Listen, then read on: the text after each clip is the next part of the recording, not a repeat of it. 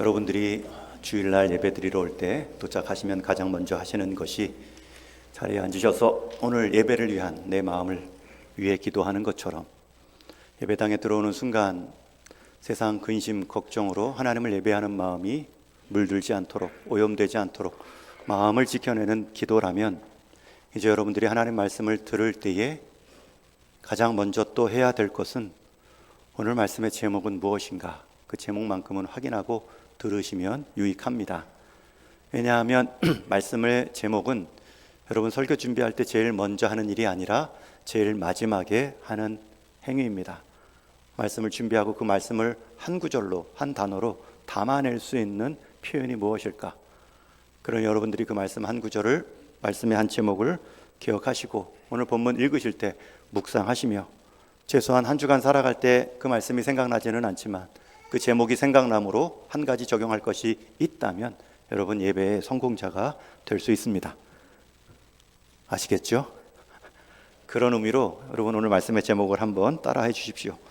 지금 누리는 영원한 처소. 오늘 말씀의 배경이 되는 유명한 그림 하나를 소개하며 말씀을 시작합니다. 다 아시는 것처럼 레오나르도 다빈치가 그린 최후의 만찬이라는 제목의 명화입니다. 여러분, 이 그림은 이탈리아의 한 수도원에 있고, 제가 오늘 목이 조금 잠겨가지고 이 표현이 조금 어눌할 수도 있는데 잘 감안해서 들어주시면 두 배의 은혜가 임할 줄로 믿습니다.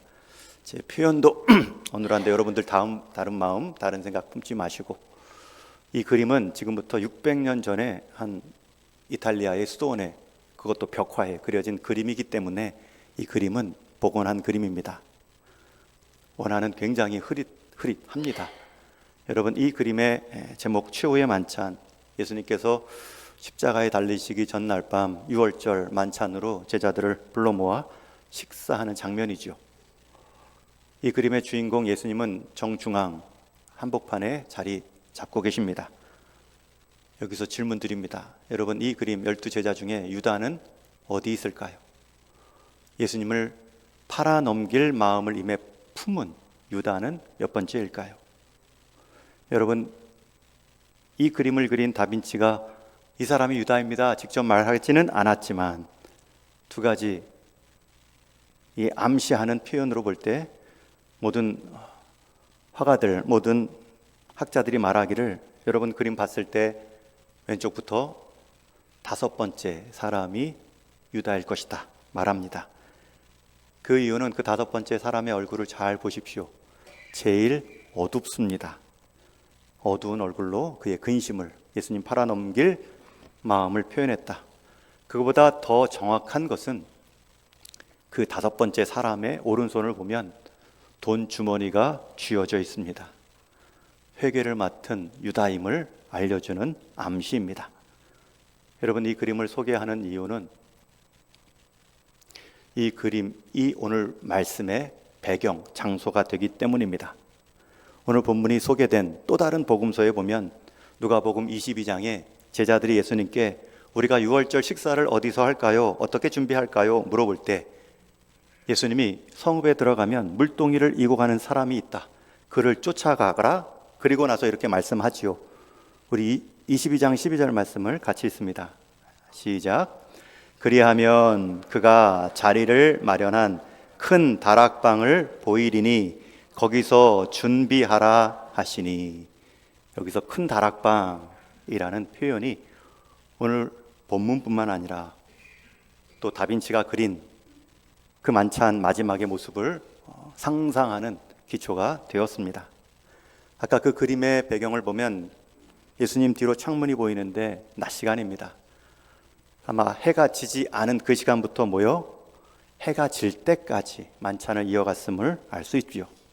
지난주 나눈 것처럼 그 자리에서 예수님은 제자들과 유월절 떡을 떼고 그 자리에서 예수님은 제자들의 발을 씻겨 주십니다. 모든 제자들, 심지어 예수님을 팔아넘길 생각을 한 그 유다의 발도 무르지 않으시고 차별 없이 씻겨 주십니다. 그 자리에서 유다는 예수님의 발 씻김과 예수님으로부터 받은 떡 한 조각은 챙기지만 마음의 씻김과 그 떡이 의미하는 예수님의 희생, 예수님의 살해, 생명의 떡됨은 경험하지 못하고 어두운 밤으로 나갔더라. 그리고 끝이 나죠. 이처럼 지금 6월절 밤 다락방 안에 모인 그 분위기는 차분함을 넘어 이제 무거운 두려운 분위기가 느껴집니다. 이미 예수님은 나를 팔자를 예고하셨고 그 앞장에 보면 오늘 14장 바로 앞에는 또 다른 제자 베드로가 예수님을 3번 부인할 것을 미리 예고하십니다. 예수님의 십자가의 시간, 죽음의 시간이 이제 하루 남아 있는 상황입니다. 그런 상황에서 예수님은 내가 떠난다, 아버지께로 돌아간다 라고 말씀하니 3년의 시간 예수님과 함께 보낸 제자들은 길 잃은 아이들처럼 두려워하지요. 그 모습을 보신 예수님이 오늘 1절에 이렇게 표현하십니다. 너희는 마음에 근심하지 말라. 하나님을 믿으니 또 나를 믿으라. 따라해 주세요. 너희는 마음에 근심하지 말라. 하나님을 믿으니 또 나를 믿으라. 제자들에게 하신 말씀이 아니라 오늘 이 아침에 모인 여러분들을 향한 주님의 말씀입니다.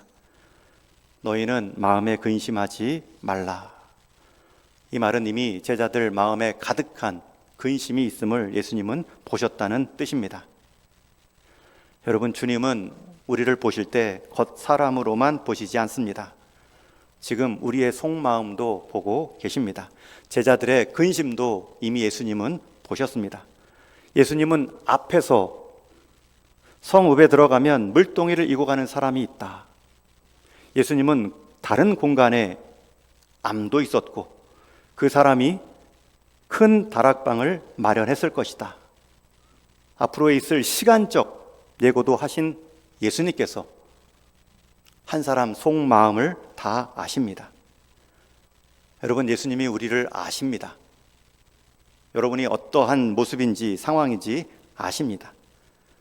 여러분, 예수님이 우리를 아신다는 것이 두려운 이유인지요? 아니면 평안의 감사의 이유가 되는지요? 유다에게 있어서는 예수님이 속마음을 안다는 것이 두려운 이유였을 것입니다. 그러나 제자들에게는 예수님이 우리의 지금 이 근심을 알고 우리의 형편 속에 주님이 위로해 주신다는 것을 보면 큰 격려가 되었겠죠. 주님은 제자들은 아는데 제자들은 주님이 우리를 안다는 것을 지금 모르고 있습니다. 그러니 유다는 함부로 주님을 속일 수 있다 생각하며 팔아넘길 마음을 유지했고, 남은 제자들은 우리를 아시고 우리를 새로운 위로의 자리로 준비해 가실 예수님을 몰랐기 때문에 지금 근심하고 계십니다. 여러분, 우리가 주님을 아는 것이 이렇게 중요합니다. 주님이 우리를 안다는 것을 우리가 아는 것이 중요합니다. 유용준 교수님은 아는 만큼 보이고 보는 만큼 사랑하며 우리 문화재에 대한 강조를 한 적이 있습니다. 문화재를 볼 때 아는 만큼 느끼고 볼 수 있다. 그리고 그렇게 느낀 만큼 보는 만큼 우리는 문화재를 사랑하게 된다. 그러나 바꿔 말하면 우리는 예수님을 아는 만큼 믿을 수 있고 믿은 만큼 평안할 수 있습니다.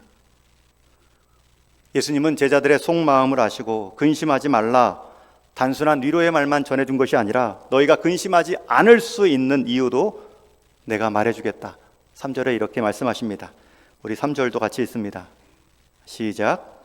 가서 너희를 위하여 거처를 예비하면 내가 다시 와서 너희를 내게로 영접하여 나 있는 곳에 너희도 있게 하리라. 예수님이 가시는 곳은 2절에 보면 아버지 집이라는 표현이 나옵니다. 내 아버지 집에는 거처할 곳이 많도다. 내가 거기 가서 너희를 위해 거처를 예비하고 준비하면 내가 다시 와 너희를 나 있는 곳에 있게 하리라. 여러분, 이 해석의 키포인트는 거처라는 단어입니다. 이 거처라는 표현을 어떻게 해석하느냐에 따라 우리의 평안의 범위가 결정됩니다. 교회의 역사는 성경학자들은 두 가지 해석을 말합니다. 첫 번째는 이 거처를 문자적으로 모네라는 단어를 그대로 자리, 머무는 곳이라고 해석을 합니다. 거리, 공간의 의미입니다. 특별히 예수님은 이 거처, 이 공간의 의미를 설명할 때 그 당시 예수님께서 비유로 많이 표현하신 혼인 예식의 그 당시 풍습을 가져와 표현하신 것이다 말합니다. 여러분, 실제로 예수님은 비유로 진료를 말씀하실 때 결혼 예식을 많이 사용하십니다. 아니, 첫 번째 표적, 기적을 행하신 곳이 가나의 혼인 잔치 자리입니다. 그리고 마태복음 25장에 보면 10처녀의 비유도 나오죠. 5처녀는 기름을 준비하지 못했고 5처녀는 어두움에도 올 수 있는 신랑을 예비하며 기름을 준비하여 등을 밝힌 채 맞이하는 10처녀의 비유가 나옵니다.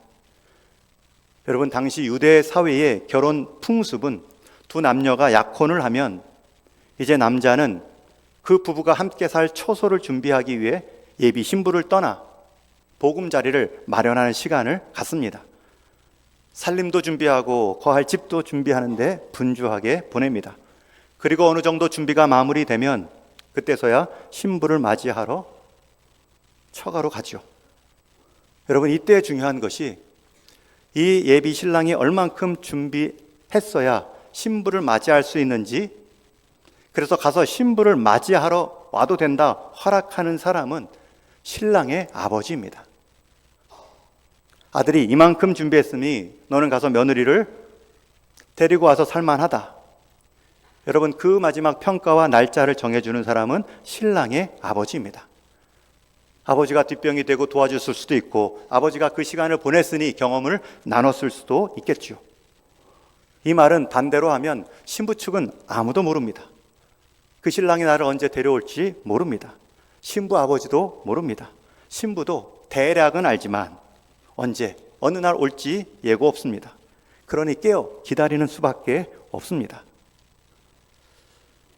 우리가 이러한 예식 풍습을 가지고 예수님께서 말씀하셨다라는 학자들의 근거를 보면 정확합니다. 내 아버지 집에 거할 것이 많도다. 예수님께서 말씀하시오. 가서 내가 너희를 위하여 거처를 예비하면 다시 와서 너희를 영접하여 나 있는 곳에 너희도 있게 하리라. 이 전통적인 당시 풍습, 결혼 예식처럼 신랑이 신부를 위해 준비하는 그 공간에 우리를 맞이하는 모습으로 예수님의 사역을 설명하는 첫 번째 해석이 있습니다. 여러분, 이 해석의 결론은 분명합니다. 어느 신랑이 신부를 위해 헌신하지 않을 것인가? 그날을 조금이라도 단축하려고 애쓰지 않을 것인가? 그 주님의 마음을 느낄 수 있습니다. 그러나 이 해석의 약점은 무엇입니까? 여러분, 미래적입니다. 여러분, 공간에 제한될 수 있습니다. 그래서 두 번째 해석이 있습니다. 두 번째 해석은 이 거처 준비를 예수님의 구원 사역으로 해석합니다. 예수님이 앞으로 행하실 십자가와 부활 사건, 승천까지도 포함하고 있습니다. 예수님이 공간을 준비하는 분이 아니다. 하늘에 우리 하나님께서 부동산 부자라 방이 많아 우리에게 하나씩 분양하는 분이 아니다. 그때에는 시간과 공간의 의미가 구별이 없죠. 우리가 하나님께 나아갈 수 있는 길 자체 되신 분, 하나님과의 관계 회복으로 오히려 모든 것을 하나님의 방, 하나님의 공간으로 삼을 수 있는 하나님의 구원 사역을 말하는 것이다. 방을 준비하는 과정은 공간의 의미가 아니라 미래적 사건이 아니라 죄로 막혀있던 하나님과 우리와의 관계를 자신의 십자가로 해결하고 영원히 함께 있고자 부활의 몸으로 성령을 우리에게 보내주신 그 사건을 거처를 준비하는 것으로 해석합니다. 여러분, 두 가지 해석 다 맞는 이유가 이 거처라는 단어 자체가 두 가지 뜻을 품고 있기 때문입니다. 명사로 하면 모네, 머무는 곳이라는 장소를 의미하는 뜻이고요. 원래 이 단어는 마네라는 머물다라는 동사에서 왔습니다. 머물다, 머무는 곳. 여러분, 장소적 개념보다는 더 하나님은 우리와 함께 머무시기 위해, 하나님은 우리와 함께 거하시기 위해 우리를 구원하셨습니다. 그러니 이 말씀을 합하여 결론을 내리면, 여러분, 우리가 주님께서 마련하신 거처는 앞으로 미래적 사건, 그리고 한 곳에 가야 누릴 수 있는 제한적 사건이 아니라 하나님께서 죽으시고 부활하셔서 성령을 보내심으로 오히려 우리를 하나님의 거처로 성전으로 삼아 주셨기 때문에 오늘 우리의 모든 성도의 삶은 하나님이 머무시는 장소, 하나님의 임재의 자리라 말할 수 있습니다. 하나님이 우리에게 그리스도를 통해 주시는 거처는 앞으로 가는 것이 아니라 이미 우리에게 임한 자리입니다. 오늘 우리가 믿음으로 누릴 수 있는 자리입니다. 그리스도를 믿는 사람이라면, 성령을 모시고 살아가는 인생이라면 오늘 누릴 수 있는 평안의 이유입니다. 여러분, 주님은 이것을 제자들에게 말씀하고 있습니다. 거처를 예비한다는 것은 단순한 미래의 약속이 아니라 오늘에 추장할 수 있는 은혜의 약속입니다. 주님은 앞절 2절 말씀에서 내 아버지 집에 거할 곳이 많도다. 여러분, 이 표현도 하나님과의 관계의 친밀함을 말하는 것이지 하나님이 방의 개수를 많이 가고 계신 분이 아니다라는 뜻이죠. 한 달여 전 우리 이사신방 한 가정을 한 적이 있습니다. 이사신방 할 때마다 드리는 권면의 말씀은 모든 집의 이사신방은 우리 인생 마지막 신방을 준비하는 예행 연습입니다. 여러분, 거처입니다. 나그네입니다. 길의 여정 속에 머무는 곳을, 이 땅에 잠시 있을 곳을 영원한 집인 것처럼 여기고 속으시면 안 됩니다. 집은 육신의 몸의 보호이죠. 영혼의 보험은 하나님 관계의 안전에 있습니다. 그것을 사모하는 방향으로 우리의 거처를 바라보셔야 됩니다.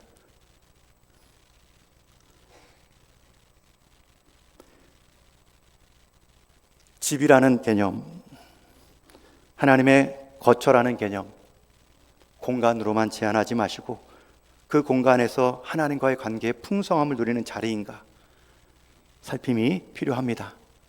우리의 신앙이 그러한 유혹을 받을 수 있기 때문입니다. 우리의 신앙이 내가 내 몸을 예배당 안에만 두면 내 신앙이 안전하다 말할 수 없기 때문입니다. 예배의 자리에 앉을 수 있으나 우리의 마음은 예배 밖에 둘 수 있기 때문입니다. 그러나 주님은 속지 않으십니다. 우리의 마음 속까지 보십니다. 그러니 우리의 가장 정직한 마음은 하나님, 제 연약한 마음을 드립니다. 제 마음을 받아주십시오. 흔들리는 마음을 드립니다. 이 마음 가운데 함께 계신 주님을 믿게 하여 주옵소서. 우리의 신앙은 환경에 따라 흔들릴 수밖에 없습니다. 다락방이라는 환경, 제자들의 불신이라는 환경, 곧 닥칠 죽음이라는 위협. 그러나 주님의 해법은 다락방이라는 공간도, 제자들의 변심도, 자신의 죽음도 아닙니다. 우리 하나님과 함께하는 그 신앙으로 우리 하나님을 향한 믿음의 길로 자신을 소개합니다. 이어지는 6절 말씀에 보면 예수께서 이르시되 내가 곧 길이요 진리요 생명이니 나로 말미암지 않고는 아버지께로 올 자가 없느니라. 여러분, 이 유명한 예수님의 고백은, 이 진리의 선포는 도마가 예수님이 어디로 가는지 우리가 어찌 알 수 있겠습니까? 라는 질문 가운데 나온 답입니다. 도마는 어디 가십니까? 길을 묻는데 예수님은 내가 길이다. 자신을 길로 소개할 수 있는 것은 자신을 통해서 우리 인생의 완전한 거처, 안전한 자리인 아버지께로 갈 수 있다라고 말하기 때문입니다. 여러분, 특별히 예수님을 길로, 진리로, 생명으로 표현하신 것이 얼마나 감사합니까? 예수님은 길입니다. 길을 보여주는 안내판이 아닙니다. 예수님밖에 하나님께로 나아갈 길이 없습니다. 그런데 그 길이 진리입니다. 여러분, 진리의 두 가지 특징이 무엇입니까? 불변성과 유일성입니다. 불변성이란 그 예수님이 길 되심은 2000년 전이나 4000년 전이나 앞으로 2000년 후나 바뀌지가 않습니다. 그리고 2000년이나 4000년이나 앞뒤로 다른 더 좋은 길은 없다는 뜻입니다. 여러분, 그 길 대신 진리 대신 주님을 쫓아갈 때 마지막 결과는 무엇입니까? 생명입니다. 이 생명은 우리 육신의 호흡과는 구별된, 우리 주님이 생명의 원천자로, 그 생명에 가장 가까운 하나님 생명을 닮은 자로 변화되는 사건입니다. 아마 부활의 때에 경험하겠죠. 여러분, 집이 마지막 이사할 주님의 집으로 가는 단계의 디딤돌이라면, 여러분, 우리 육신의 호흡은 마지막 영원한 생명을 입을 그 자리로 나아가는 삶의 도약대입니다. 마지막 입을 생명이 있는데 이 호흡 있는 몸의 어떠함으로만 가지고 살아가면 유다처럼 발 씻는 데만 관심이 있고 우리 몸 건강하게 하는 육신의 떡으로만 예수님을 모시며 살 수 있습니다. 그러나 주님은 말씀합니다. 내가 길이다, 진리다, 그리고 생명이다. 나로 말미암지 않고는 아버지께로 올 자가 없느니라. 여러분, 도마 같은 질문 하실 수 있습니다. 나는 예수님 믿는 게 뭔지 모르겠어요. 나는 예수님 닮아가는 게 뭔지 모르겠어요. 그때 예수님의 말씀을 들으십시오. 내가 길이다. 몰라도 되니 내가 길이다. 나를 쫓아와라. 내가 진리다. 나는 변하지 않는다. 나는 생명이다. 곧 그 생명을 경험할 것이다. 여러분, 이어서 빌립은 아버지를 보여달라고 합니다. 우리 신앙생활에 보여주면 믿겠습니다 라고 말하는 분들이 계시죠. 보여주면 믿는데 안 보여주면 못 믿겠다는 뜻이죠. 여러분, 근데 본 것들이 다 진리였는지요? 안 보인다고 비진리였는지요? 보고 안 본다라는 것을 내가 결정하는 교만함은 어디서 나왔는지요? 이 땅에는 보이는 것으로만 존재하고 있는지요? 아니, 더 중요한 것은 안 보이지는 않는지요? 내가 지금까지 본 것만 믿는다 하는데 내가 못 본 것은 더 얼마나 많은지요? 여러분, 그런 질문 하실 수 있습니다. 하나님, 나 한 번만 보여주세요. 나 한 번만 기적적인 체험적인 신앙을 주십시오. 하나님은 그 신앙 수준에 맞는 응답을 주실 수도 있습니다. 그러나 하나님의 대답은 그리스도입니다. 그 질문에도 예수님은 10절 말씀에 내가 아버지 안에 거하고 아버지는 내 안에 계신 것을 내가 믿지 아니하느냐. 나를 보았으면 아버지를 보았다는 말씀입니다. 여러분, 우리가 우리의 신앙을 다락방으로, 환경으로 제한할 수 없습니다. 오히려 어떤 상황이든지 우리와 함께 거처를 정하실 수 있는 우리 주님, 어떤 상황과 문제 앞에서도 우리 인생 결국 하나님께로 가는 길과 진리와 생명을 지켜내시는 그 주님, 그 주님을 아는 것이, 그 주님을 믿는 것이 우리의 평안의 이유입니다. 여러분, 우리를 힘들게 하는 문제는 수만 가지, 앞으로도 경험하지 못한 문제들이 다가올 겁니다. 그러나 문제는 바뀌어도 답은 이 주님뿐입니다. 이 주님을 신뢰하면 그 당한 문제마저도 하나님께서 일하시는 방법으로 사용하실 수 있습니다. 더 나아가서 이 빌립의 질문 가운데 예수님은 이제 너희가 그저 다락방에서 모든 곳에 거처하는 임재 신학 정도가 아니고, 그리고 너희가 아버지께로 가는 정도가 아니라 너에게 중요한 일이 하나 남아있다, 이렇게 말씀하시죠. 우리 12절 말씀을 같이 읽겠습니다.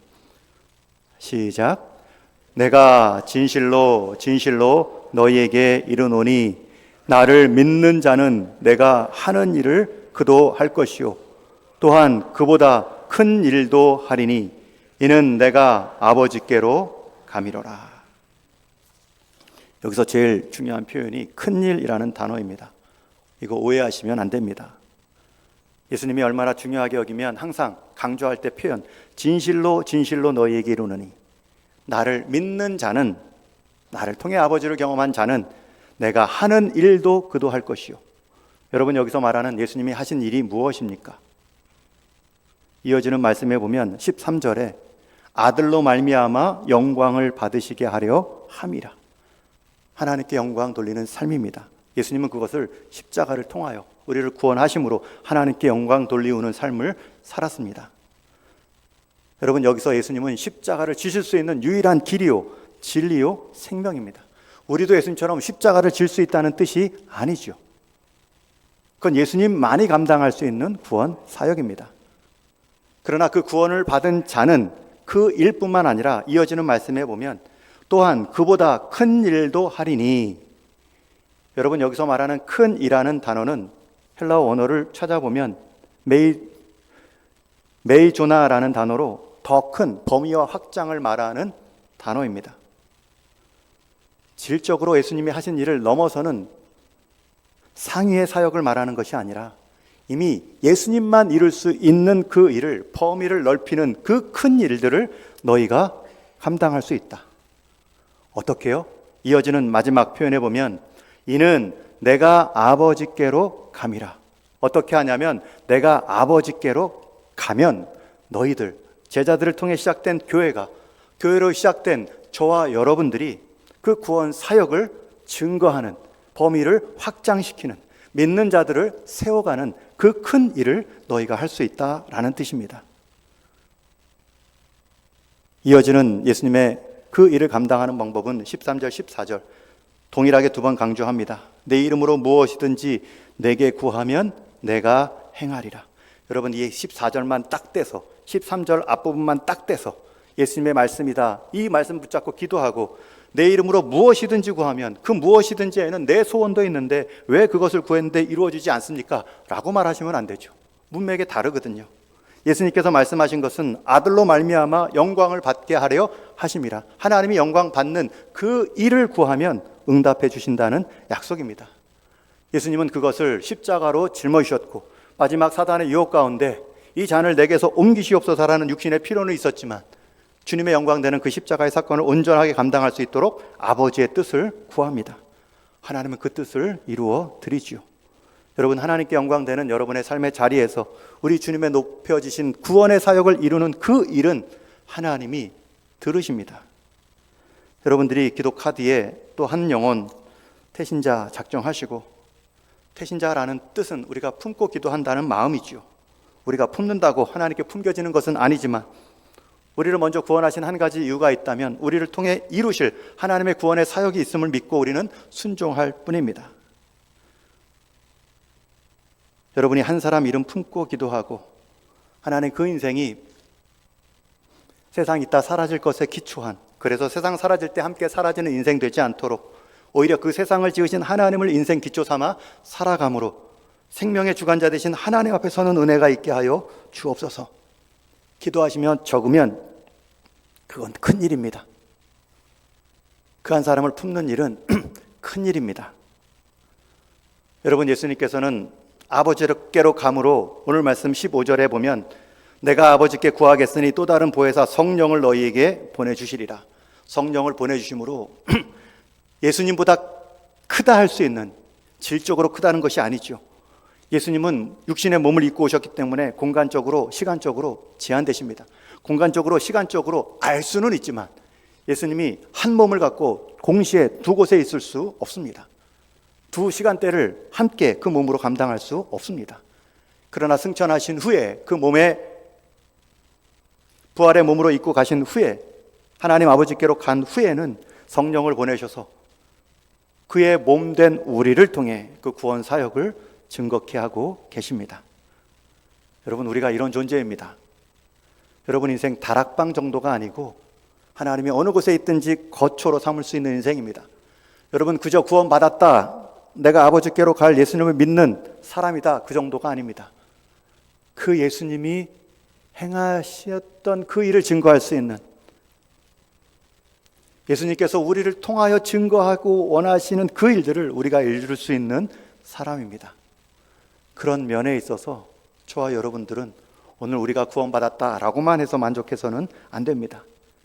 여러분 자녀손들, 여러분 이웃의 사람들, 일터의 사람들, 예수님은 나를 본 자는 아버지도 보았다.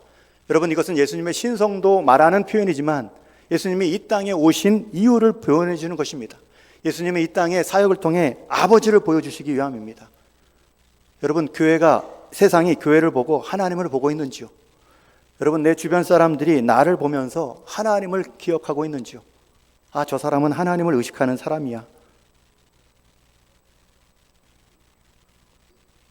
혹시 교회 가는 것을 부끄러워서 가리고 있지는 않으신지요? 물론 요즘 한국 교회가 너무나 하나님이 주신 선물을 권력 삼아 잘못한 일들이 너무나 많죠.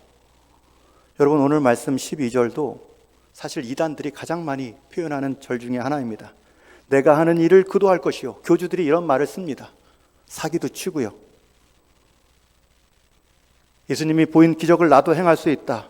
거짓으로 일들을 꾸미기도 하죠. 나는 그보다 큰 일도 할 수 있다.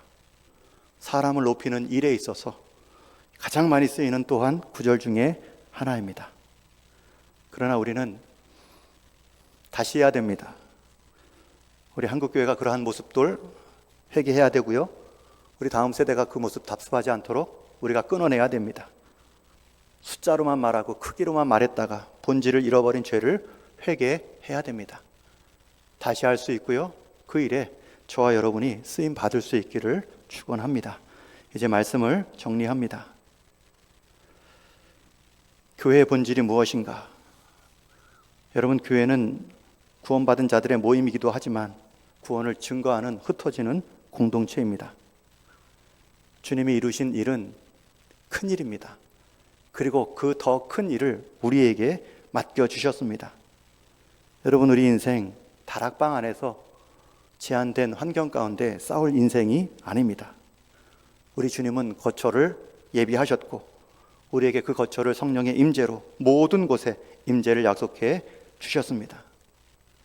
여러분, 우리가 예수님을 믿었다, 길 대신 생명 대신 진리 대신 그분으로 인해 하나님께 나아갔다. 이 감격도 있지만 이제는 그 구원을 증거하는 공동체로 부름받았다. 여러분, 이것이 우리가 먼저 받은 구원의 이유입니다. 우리가 마지막 우리 생명 다할 때까지 살펴봐야 될 사명의 내용입니다. 여러분들의 인생 가운데 삶의 목적과 의미, 과제는 다 다를 수 있습니다. 그러나 그것을 이루어가는 방법은 길 대신 진리 대신 생명 대신 예수님 한 분뿐이고 그 결과는 하나님께 영광이 되었는가 기준 삼으셔야 됩니다.